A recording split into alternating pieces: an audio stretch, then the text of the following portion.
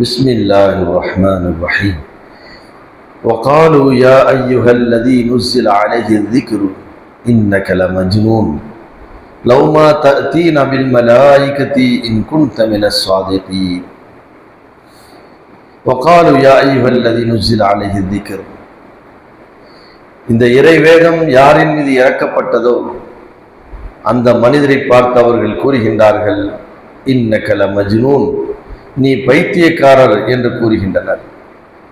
Love மா தஅதீனா bill மலாயிகத்தி, வானவர்கள் இங்கே எங்களுக்கு வந்திருக்க கூடாதா?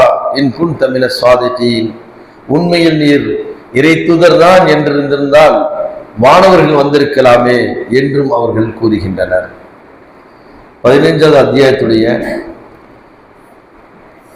6-7 இந்த 2 வசனங்களிலும் மக்கா காபிர்கள் நபிகள் ஸல்லல்லாஹு அலைஹி வஸல்லம் அவர்களை பார்த்து கூறிய அந்த செய்திகளை அல்லாஹ் குறிப்பிடுகின்றான். நபிகள் ஸல்லல்லாஹு அலைஹி வஸல்லம் அவர்களுக்கு இறக்கப்பட்ட இந்த வேதம் மிக அற்புதமான வேதம். அந்த வேதத்தை எதிர்த்து அவர்களால் போராட முடியவில்லை. அதனுடைய வேத வசனங்களை எல்லாம் படிக்கும் பொழுது அவர்களுக்கு மிக ஆச்சரியமாக இருந்தது. இது ஒரு சாதாரண மனிதரால் சொல்லப்படக்கூடிய வார்த்தை அல்ல. மஹதா இல்லா கௌலுல் பஷர், இது மனித வார்த்தையே அன்றி என்று அவர்களால் சொல்ல முடியவில்லை. இன் ஹாதா இல்லா கௌலுல்லாஹி, இது அல்லாஹ்வுடைய வார்த்தையை போட்டு தெரிகின்றது என்றெல்லாம் அவர்கள் என்ன செய்தார்கள், பேசிக் கொள்கின்றார்கள். நேரடியாக நபி அவர்களை மோதுவதற்கு வேறொன்றும் கிடைக்கவில்லை.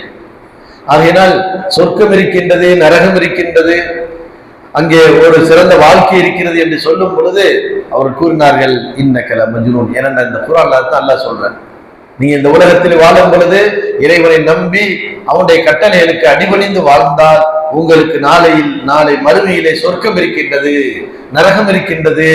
அவனுடைய கட்டளையை நீங்கள் மறுத்து வாழும் பொழுது அந்த தண்டனை நீங்கள் சந்திக்க வேண்டியது வரும் என்றெல்லாம் குர்ஆன் என்ன செய்கின்றது, எச்சரிக்கின்றது.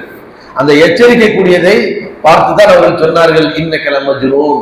ஏன்னா இதற்கு முந்தைய வசனத்தில் அல்லாஹ் சொல்லும் பொழுது நீங்க மறுமையுடைய விஷயங்களை என்ன செய்கின்ற மறுக்கின்றீர்கள். ஆனா உலகத்துல பாருங்க எவ்வளவு விஷயங்களை நாம் வைத்திருக்கின்றோம், வானம் பூமி எல்லாம் வைத்திருக்கின்றோம். இதை பார்த்து நீங்கள் என்ன செய்ய வேண்டும், இறைவனுடைய ஆற்றலை வழங்கி நாளை மறுமையிலும் இங்கு நடப்பதற்கு வாய்ப்பு இருக்கிறது என்று விளங்க வேண்டும் என்பதற்காக இதற்கு முந்தைய வசனங்களை சில ஆதாரங்களை எடுத்து வைத்துதான் இந்த வசனத்தை அல்லாஹ் குறிப்பிடுகின்றான். மறுமையை பற்றி பேசுகின்றாய், மறுமையிலே யாருக்கு என்ன தெரியும், அதில் எப்போ நடக்கும், அதெல்லாம் உண்மை இல்லை. எனவே இதில் நீ பைத்தியக்காரர் என்று சொன்னார்கள்.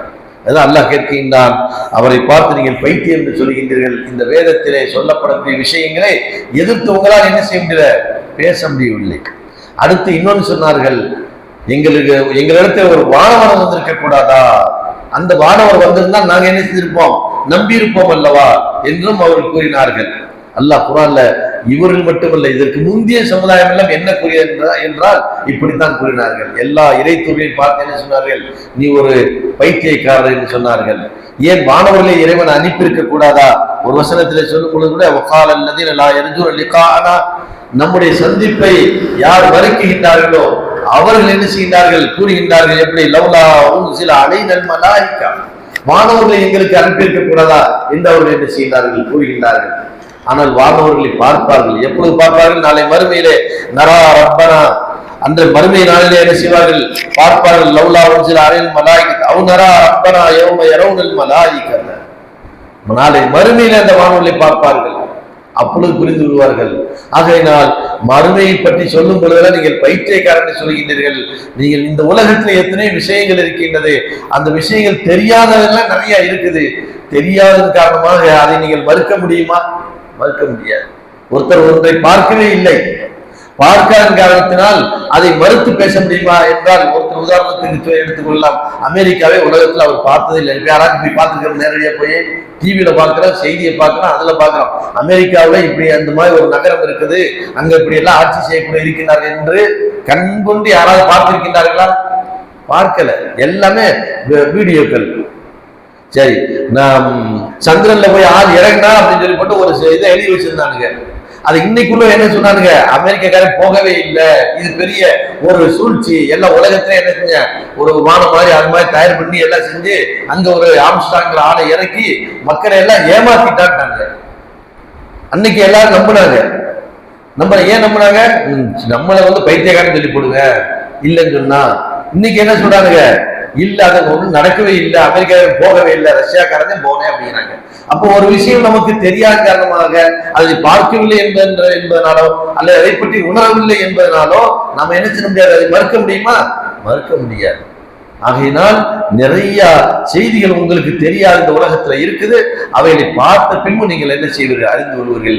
அதுபோன்றுதான் நாளை மறுமையில வானவர்களை பார்ப்பீர்கள், சொர்க்கத்தை பார்ப்பீங்க, நரகத்தை பார்ப்பீங்க. அன்றைக்கு உங்களால் என்ன செய்ய முடியாது? தப்பிக்க முடியாது. எனவே இந்த உலகத்தில் இருக்கும் பொழுதே இந்த செய்திகள் எல்லாம் நம்பி இறைவனுக்கு மாறு செய்யாமல் வாழுங்கள் என்று என்ன செய்தான் அல்லாஹ் குறிப்பிடுகிறான். சுப்ஹானக்கல்லாஹு வ பிஹம்திஹி.